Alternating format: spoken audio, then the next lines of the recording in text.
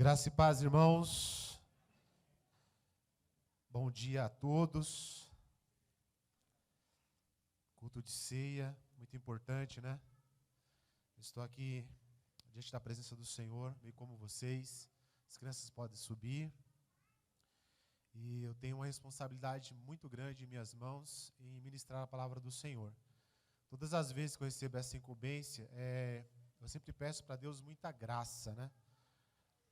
Muita sabedoria, porque não é qualquer palavra, não é qualquer livro, é o livro dos livros. É a espada do Espírito. É a palavra de Deus. Nós temos que ter muita responsabilidade em pregar esta palavra. E vamos pedir que o Senhor fale conosco nesta manhã. Curva a sua cabeça onde você está. Pai de amor e de misericórdia, está aqui o teu servo, Pai. O Senhor conhece o meu coração, o Senhor conhece a minha mente, o Senhor conhece todo o meu ser. O Senhor sabe, meu Pai, quais são as minhas intenções aqui nesta manhã. Pai, eu peço que o Senhor use a minha vida, use os meus lábios, use a minha mente, use, meu Pai, os meus gestos, o meu olhar. Use, meu Pai, as minhas mãos, tudo que eu for fazer aqui, meu Pai, neste momento, que seja para a glória do Teu santo e poderoso nome. E desde já eu peço que toda ação maligna, toda potestade do inferno, tudo que se levante contra a ministração desta palavra, esteja por terra, em nome de Jesus. Amém. Graças a Deus por tudo. Abra a palavra do nosso Deus em 2 Pedro, capítulo 3, versículo 18. Uma passagem, para quem costumeiramente lê a Bíblia, bem conhecida. Porém, para quem costumeiramente não lê a Bíblia, é uma passagem nova. E eu tenho certeza que, de uma forma ou de outra, é uma passagem extremamente rica e vai trazer alento ao nosso coração, à nossa alma nesta manhã. 2 Pedro, capítulo 3, versículo 18, diz assim: Antes crescei na graça e no conhecimento de nosso Senhor e Salvador Jesus Cristo. A Ele seja a glória, tanto agora como no dia eterno. Coisa maravilhosa, né, irmãos? E aí eu dei um título a essa palavra, o crescimento cristão. Nós somos desafiados todos os dias, a crescermos na graça e no conhecimento do Senhor Jesus Cristo. Isto é, se estivermos atenados, atentos ao seu chamado, à sua vontade, ao seu querer.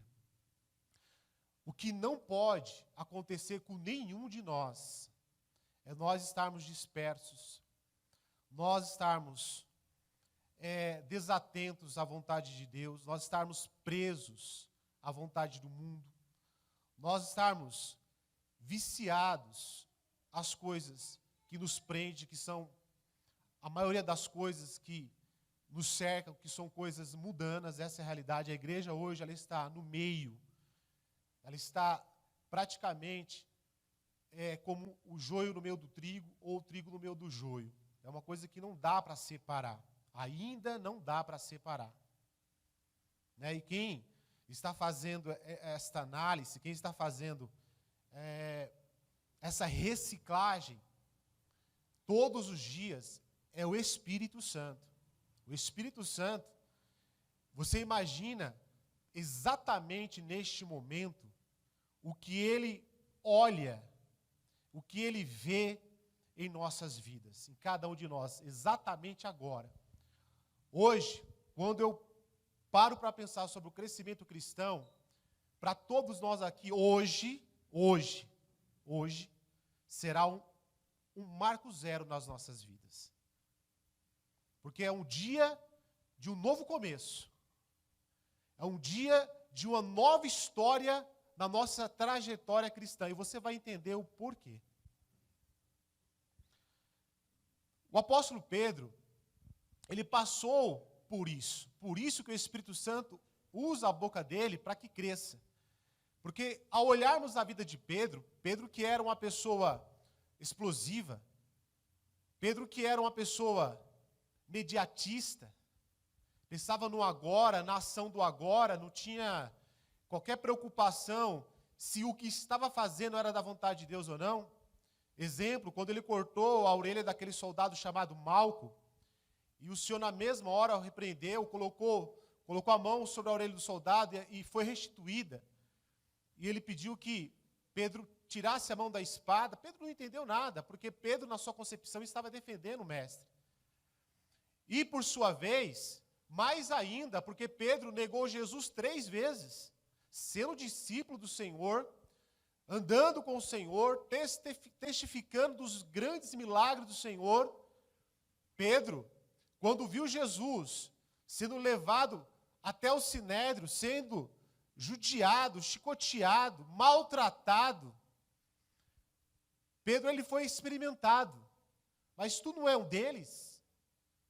Ele teve a oportunidade de reforçar a sua fé cristã, ele teve a oportunidade ali de falar que ele sim era um dos discípulos, mas lhe faltou a ousadia, lhe faltou a coragem, lhe faltou o caráter, lhe faltou a sensibilidade de dizer, não, eu fui transformado, eu assumi esta responsabilidade, e eu também estou disposto a morrer por causa dele, se for necessário. Mas, como o Senhor conhece a nossa estrutura, conhece a nossa vida na sua integridade, de modo geral, o próprio Senhor Jesus Cristo sabia que Pedro não estava preparado. Porque o próprio Senhor Jesus Cristo falou, Pedro, hoje mesmo Satanás queria cirandar na tua vida.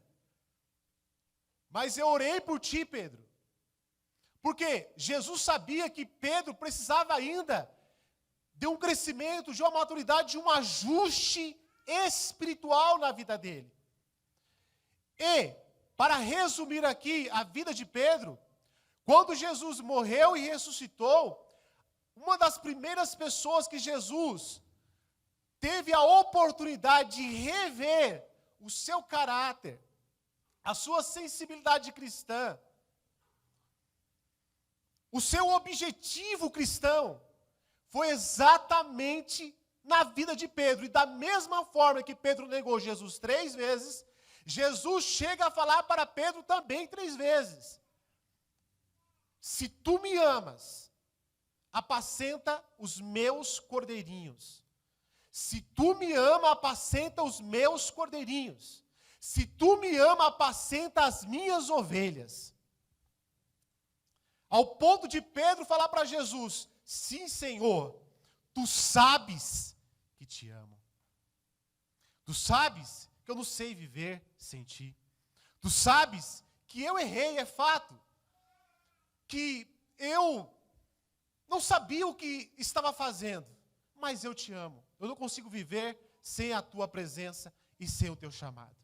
Porque, diga-se por sinal, que Pedro foi chamado para ser pescador de homens, porque a sua profissão era um grande pescador.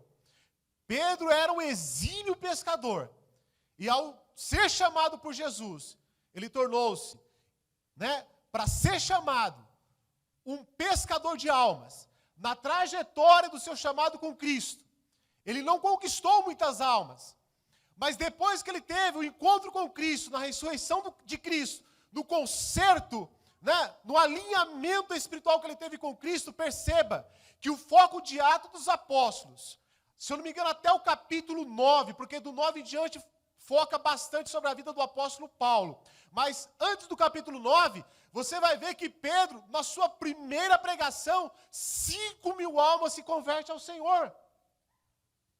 Porque ali passa a se cumprir literalmente o seu chamado. Porque ali passa a se cumprir literalmente a vontade de Deus sobre a sua vida. Então não é surpresa para mim, talvez não seja surpresa para você, que nós passamos por fases espirituais das nossas vidas. Nós passamos por fases diante da presença de Deus. No entanto, nós precisamos crescer. Nós fomos chamados para crescer. Portanto, crescei na graça e no conhecimento do Senhor Jesus Cristo.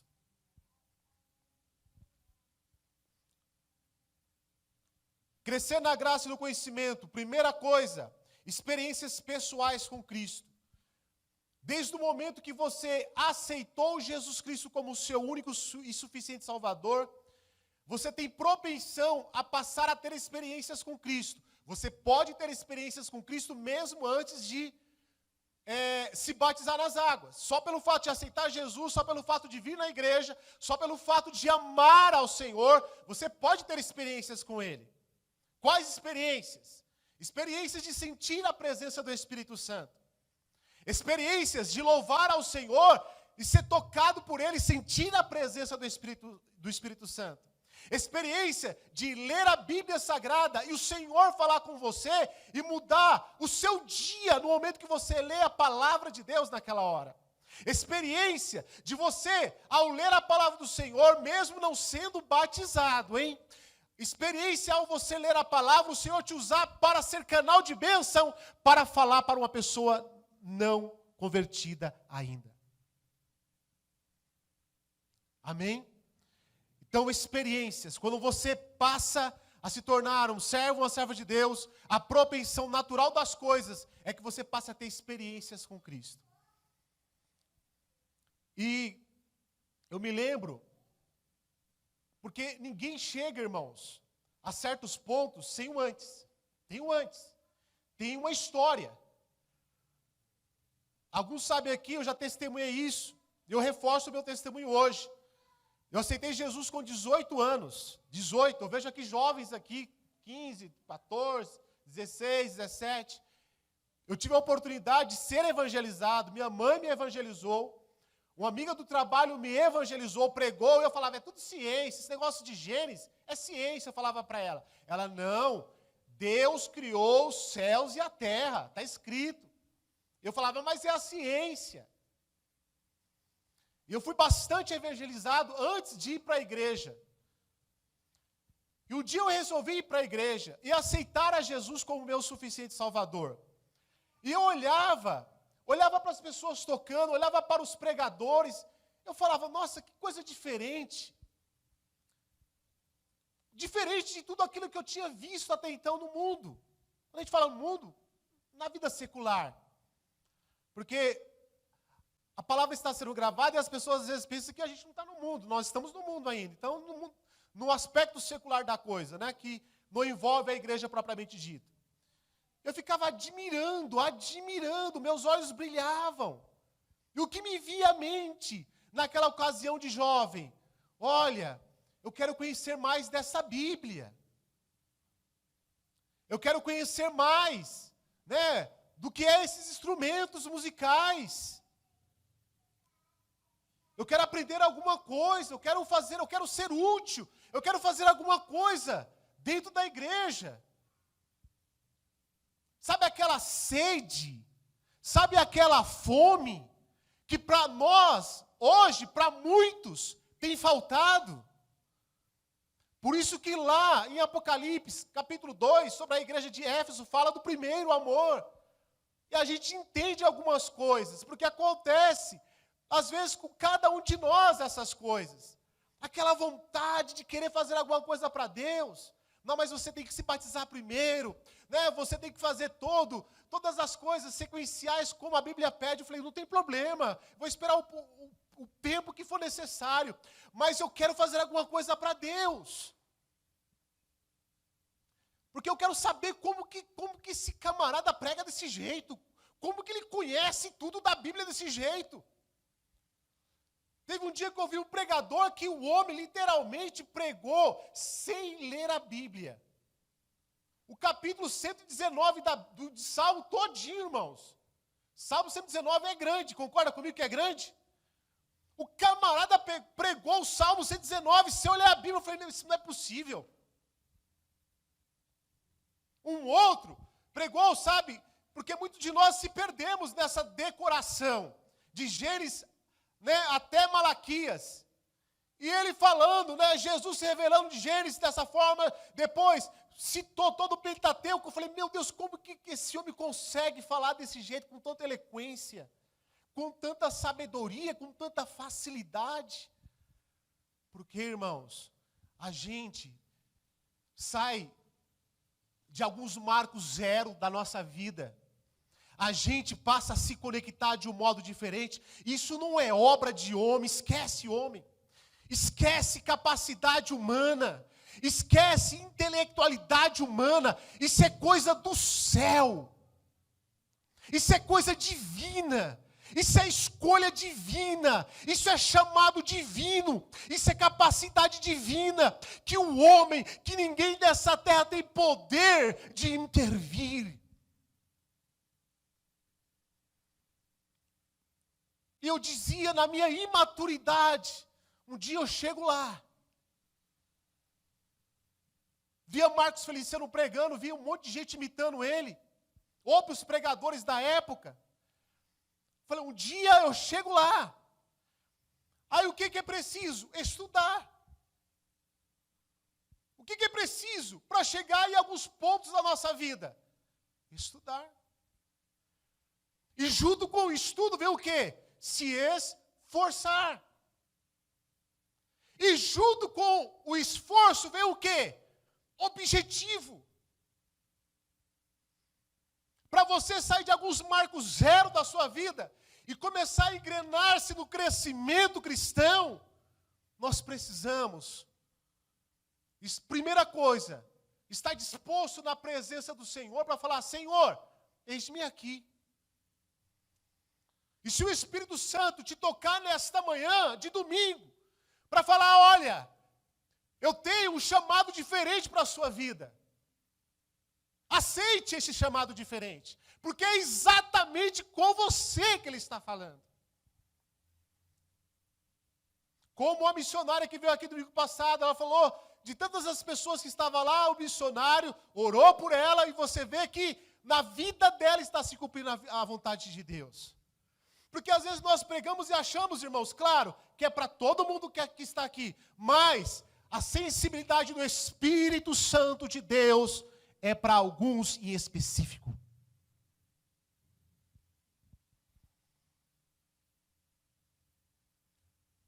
Resumindo, tive que estudar.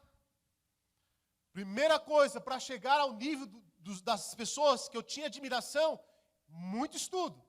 Tive que fazer teologia, sim. Administração eclesiástica, especialização em pneumatologia, especialização em escatologia, que é o estudo das últimas coisas. Porque senão não dá para chegar. Porque no mundo secular, escute isso que eu vou falar para você. Com todo temor e tremor diante do Senhor. No mundo secular, você tem possibilidades, muitas possibilidades. Você pode estudar para ser uma pessoa que tem aí a formação acadêmica na área administrativa, na área contábil, na área jurídica. Nós estamos vivendo na era da justiça, na era da lei, porque tudo agora é lei. Lei da criança e do adolescente, lei do idoso, lei das mulheres, lei isso, lei aquilo. Tem uns jovens aqui que me conhecem, sabem, que talvez falem assim, meu Deus, não acredito que esse homem chegou lá. Por quê? Porque me viu até um ponto da minha história, mas não viu o cumprimento da minha história. Irmãos, se nós não aceitarmos os desafios que Cristo nos propõe, nós não vamos crescer. A igreja está devendo muito para Deus. A igreja está, muitas vezes, olhando para a esquerda, para a direita, e está deixando de focar naquilo que é o chamado de Deus individualmente para as nossas vidas. O segundo aspecto é a experiência com a palavra revelada sobre as nossas vidas, que é um pouco do que eu estou dizendo aqui agora. Você acha que eu queria, de fato, ser um pastor? Tem a Marcinha aqui, tem outras pessoas que me conhecem aqui, ó. Desde a minha juventude, eu jamais imaginaria ser o pastor. Pastor Sebastião, Manuel, que jogamos bola juntos. Mas, teve um dia que alguém chegou e falou assim, olha, eu me lembro até hoje, eu sempre tive atividade esportiva, e aí o missionário chegou na casa da minha mãe e falou assim, olha, é eu e mais 3 irmãos. Eu tenho um irmão, um outro irmão, que é uma idade acima da minha, e o outro que tem 3 anos acima da minha. E uma irmã. E esse missionário chegou na casa da minha mãe, eu não era ainda, nem pensava em entrar na igreja. Ele chegou na casa da minha mãe e falou assim, olha, apontou o dedo assim para mim e falou assim, olha, você pode fazer o que você quiser na sua vida. Você tem um chamado pastoral na sua vida. Eu falei, eita camarada ousado, né? Porque não, é verdade, irmãos, para pensar. Não é qualquer pessoa, se não tiver debaixo da unção do Espírito Santo, vai ser mais uma profecia. Quantas pessoas têm entregado profecia aí? E a Bíblia diz que o que é de Deus se cumpre, acontece. O que não é de Deus, cai por terra. Ele chegou para mim e falou assim, olha, você tem um chamado pastoral. Chegou para mim e falou assim, olha, um dos teus filhos vai ser pastor. Ele pode acontecer o que for na vida dele, vai ser pastor. E eu teimei com Deus, briguei bastante, igual o Jacó brigou com o anjo. Certo dia jogando bola, morava ali na estrada do Rufino. Certo dia jogando bola com os meus amigos, ouvi uma voz diferente. Eu olhei para o lado e falei, mas meus amigos estão aqui, mas não é a voz de ninguém que eu conheço aqui. Tinha uns 3 amigos aqui, uns 3 amigos do outro lado, mas não é a voz de nenhum que eu conheço, porque a gente conhece as vozes que estão perto de nós. Se a minha sogra falar comigo, eu vou saber que é a voz dela. Se a minha esposa, a Alana, falar comigo, eu vou conhecer que é a voz dela. Se o meu sogro falar comigo, eu vou conhecer que é a voz dele. Uma voz bem mansa, bem suave, bem assim, sabe, irmãos, indescritível. Falou assim, olha, sai desta sua vida e aceita o meu chamado. Exatamente do jeito que eu estou falando para você. E aí eu olhei para um lado, olhei para o outro, falei, bom, deve ser coisa da minha cabeça, estou ficando doidão. Aí, para que a coisa ficasse mais forte ainda, minha mãe sempre ia na igreja, mulher de oração, mulher de fervor na oração. Falou, filho, Deus me mostrou no sonho, você dentro da igreja, louvando a Deus, tocando um instrumento.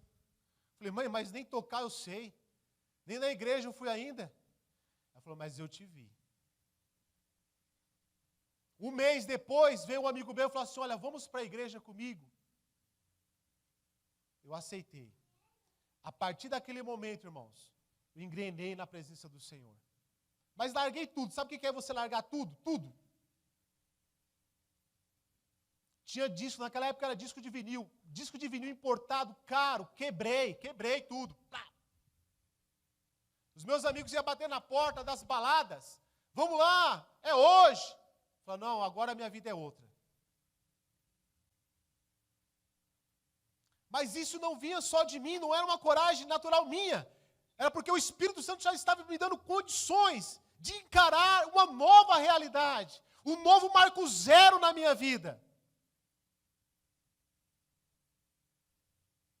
Talvez eu olhe para alguns rostinhos aqui e falo, meu Deus, a gente não sabe o que pode acontecer na sua vida daqui para frente. Porque o tempo passa, irmãos. Eu estou falando de algo do passado, bem rapidamente, para você entender que tudo tem um começo. Tudo tem um começo. Mas a gente tem que permanecer. O desafio do crente para continuar crescendo é permanecer. Repita comigo, permanecer. Lucas capítulo 2, versículo 40 diz que o menino crescia e se fortalecia em espírito, cheio de sabedoria e graça diante de Deus, e sobre ele sempre pousava a virtude do Espírito Santo. De quem eu estou falando? De Jesus Cristo. Olha que interessante, a graça que repousava sobre Jesus Cristo era ao mesmo tempo sustento na vida dele, ao mesmo tempo proteção na vida dele, ao mesmo tempo unção da sabedoria do alto para surpreender os homens. Por isso que o apóstolo Pedro fala, crescei na graça e no conhecimento. Porque nós só estamos aqui hoje porque a graça de Deus tem nos sustentado. Eu e você só estamos aqui hoje neste culto porque a graça de Deus tem te sustentado até agora. E nós somos privilegiados porque nós experimentamos da graça do Senhor nas nossas vidas. Quantas pessoas aí fora queriam ter essa graça? E às vezes um ou outro pensando em desistir, hein? Que loucura! Quantas pessoas, irmãos, queriam ter dessa graça sobre a sua vida, e às vezes, às vezes a gente enxerga um ou outro querendo desistir. Nós somos chamados para crescer sempre. Sempre. Para pensar algo diferente que o Senhor pode fazer na sua vida. Se entregue ao Senhor para que Ele faça algo diferente na sua vida. Eu louvo a Deus porque o meu sogro Marconi, depois de 60 anos, está sendo certificado, foi certificado com uma nova profissão. Olha que privilégio maravilhoso. Desculpe estar citando o seu exemplo, Marconi, mas é um privilégio tê-lo como sogro e saber que você é um cara tão esforçado. Então, você nasceu em Jesus, agora tem que crescer, tem que aprofundar-se. Sabe, quando nós chegamos como um vaso, lá em Jeremias capítulo 18, fala que ele desceu, Jeremias teve que descer lá para saber como era a obra do oleiro. Ele viu trabalhar daquele homem e moldava o vaso, e aquele vaso, de repente, quando estava quase pronto, se desmanchava, e tinha paciência de fazer tudo de novo. Na presença do Senhor, irmãos, o que significa isso? Nós temos que estar nas mãos do Senhor, nós temos que se envolver, nós temos que deixar estar. O Senhor, sabe, muda as nossas vidas, o Senhor muda a nossa história, o Senhor muda o nosso dia a dia, Ele pode mudar a sua vida completamente a partir desse marco zero que começa hoje. Hoje nós vamos sair daqui diferente. Pensa aí, nós estamos no último trimestre de 2023. Pensa aí, eu falo com as pessoas, eu consigo falar com várias pessoas devido à minha profissão, as pessoas já estão cansadas de 2023, já estão na reta final de 2023, então os projetos, os planos já é para 2024. As pessoas não querem mais investir em 2023, as pessoas agora querem investir em 2024. Nem chegou ainda, nem sabe se estarão vivas em 2024, mas já estão pensando psicologicamente em 2024. Porque querem concluir e finalizar o ano de 2023. Com aquilo que estabeleceu no início. Qual seria o projeto da sua vida para 2024? O que você oraria para Deus hoje? O que você pediria para Deus hoje, para 2024? Senhor, eu quero começar uma faculdade. Senhor, eu quero começar na igreja, quero aprender um instrumento. Eu admiro quem toca violão, mas eu quero começar a aprender a tocar o violão, porque eu quero ser um dos instrumentistas da igreja a partir de 2024. Eu quero ser um pregador, o Senhor não vai. Irmãos, o Senhor fala assim, não pede isso. Eu não vejo o Senhor falando, não pede isso. A Bíblia diz, pedi e dar-se-vos-á. Batei e abre-se-vos-á.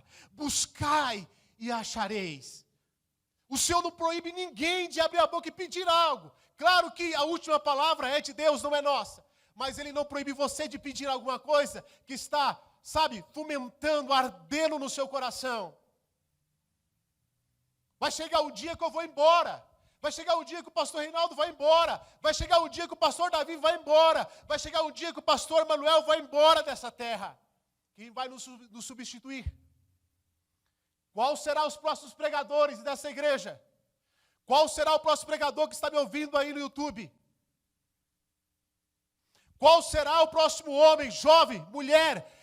Quem será os próximos pregadores dessa nova geração que está se levantando? Amém, irmãos? Tomara que o Espírito Santo faça aí um reboliço. A minha parte é pregar a palavra do Senhor como Ele me inspirou para pregar nesta manhã. Mas a vontade não é minha, é do Espírito Santo, para com a sua vida. Ele te ama, eu tenho certeza, eu não tenho dúvida quanto a isso. O Senhor tem muito para nós. O Senhor tem muitas coisas boas para cada um de nós. O Senhor tem muitas coisas boas para cada um de nós. O Senhor tem muitas coisas boas para você. Para cada um que está aqui, o Senhor tem coisas boas reservadas no céu para dar para você.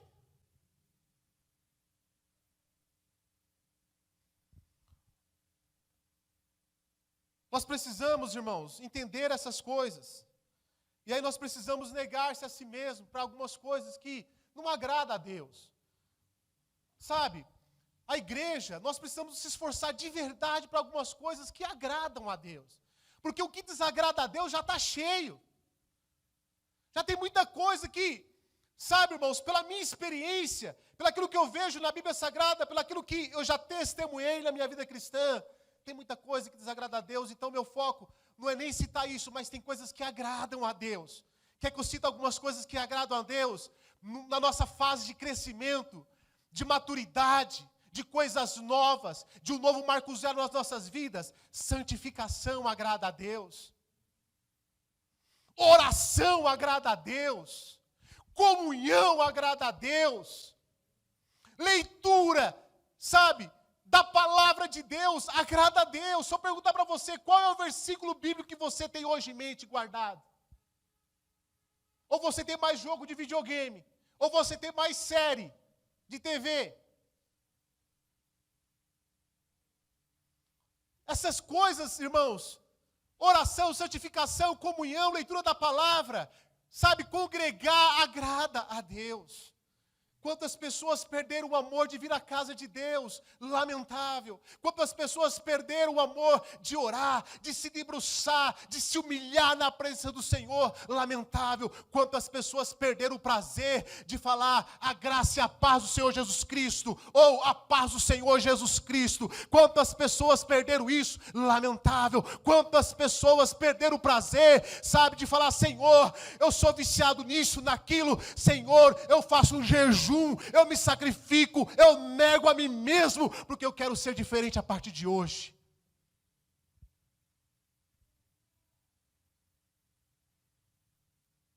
Largar essas coisas que te prendem, você sabe o que te prende. Aceite algumas coisas que o Senhor, você sabe que agrada a Deus, aceite. Tem coisas, irmãos, que só se quebra com jejum e com oração. Ou seja, é com sacrifício maior que se quebra. Não vai ter jeito. Se nós quisermos crescimento espiritual, eu vou concluir aqui, porque eu costumo ser bem objetivo nas minhas colocações. Se nós quisermos crescimento espiritual, nós temos que aceitar a vontade de Deus nas nossas vidas. Enquanto eu e você não aceitarmos a vontade de Deus nas nossas vidas, como ela é, nós não vamos ter crescimento nenhum. A igreja vai continuar fria. Não vamos conseguir ganhar almas. A igreja vai, não estou falando igreja aqui nossa não, a igreja vai continuar, às vezes, vazias. A igreja vai continuar sem conhecimento da palavra de Deus. Bíblia não foi feita para aposentar-se na estante. Bíblia não foi feita para arrancar o Salmo 91 e colocar na porta, ou o Salmo 23. Bíblia foi feita para ler, meditar e falar, muito obrigado, Senhor, pelo alimento diário. Amém? Crescer na graça e conhecimento é entender a dimensão, a grandeza do agir de Deus sobre as nossas vidas de modo geral. Se eu me dou, o Senhor também se doa, porque Ele morreu na cruz por cada um de nós. Ele já fez a parte dele. Ele subiu e distribuiu dons aos homens. Ele não vai voltar mais aqui para fazer o que agora a igreja pode fazer. Nem os anjos vão fazer o que a igreja pode fazer. É eu e você que vamos fazer. E para isso, para fazermos algo diferente, algo impactante, nós precisamos crescer na graça e no conhecimento do Senhor Jesus Cristo. Amém. Vou chamar os músicos, eu vou louvar o hino e depois já vou passar para a ceia. Amém? Curva a sua cabeça, que eu quero orar com você nesta hora. Aleluias. Espírito Santo, Tua palavra, Senhor, nos fortalece, nos alimenta. Perdoa os nossos muitos pecados, perdoa as nossas falhas. Nós sabemos que o Senhor tem tantas coisas boas para nos dar e para fazer em nossas vidas, Pai. O Senhor conhece a capacidade de cada um aqui, a vontade de cada um, o desejo de cada um. Inspira, Senhor. Inspira o Teu povo, Pai, a ser diferente. Inspira o Teu povo, meu Deus, a ser um dínamos na Tua presença, a fazer a diferença nesta terra. Ainda dá tempo, Senhor. Ainda dá tempo. Nos ajude, Pai, a fazer a Tua vontade nesta terra. Em nome de Jesus. Ajude a fazer a Tua vontade, Pai, nessa terra.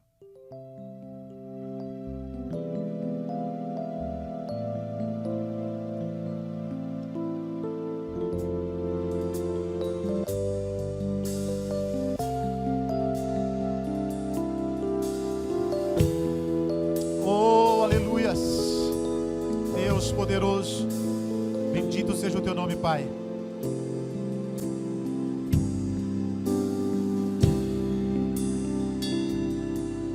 Nunca houve noite que pudesse impedir o nascer do sol e a esperança, e não há problemas que possa impedir a visão de Jesus para te ajudar.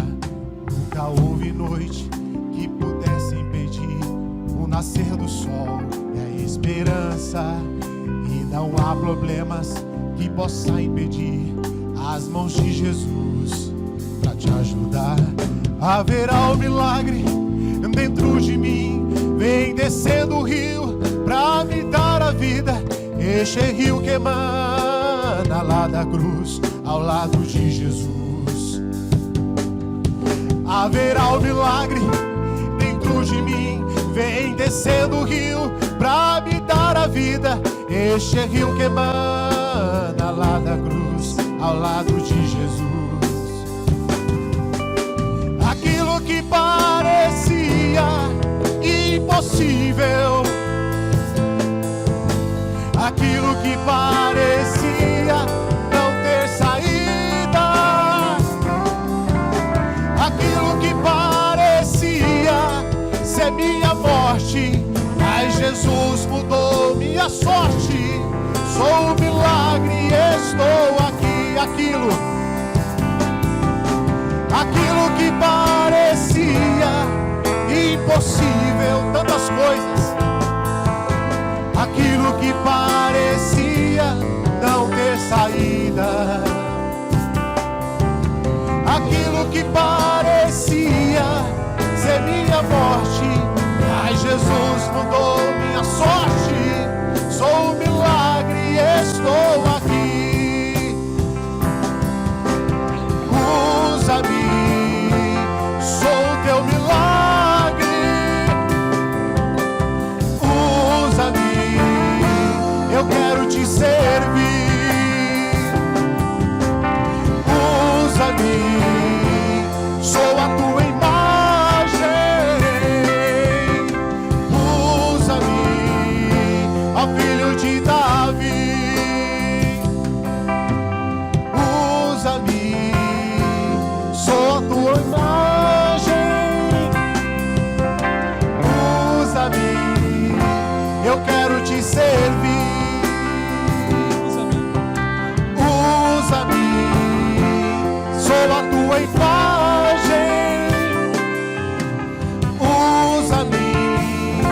ó filho de Davi. Eu quero ver a igreja. Aquilo que parecia impossível, aquilo que parecia não ter saída, aquilo que parecia ser minha morte, mas Jesus mudou minha sorte. Sou um milagre, estou aqui mais uma vez. Aquilo que parecia impossível, aquilo que parecia não ter saída, é verdade, Deus. Aquilo que parecia ser minha morte, mas Jesus mudou minha sorte. Sou um milagre, estou aqui.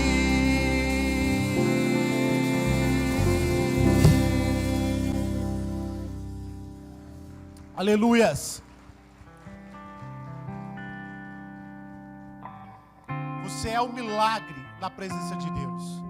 O diabo não tem medo de um homem que se veste bonito, de um homem que tem dinheiro, de um homem que tem um carro da última geração. O diabo tem medo de homens que servem ao Senhor, que oram, que buscam, que santificam e que preservam o chamado de Deus sobre as suas vidas. Aí o diabo respeita, pode ter certeza. Amém? E nós estamos aqui para sermos servos do Senhor e para sermos instrumentos usados na presença do Senhor. Vamos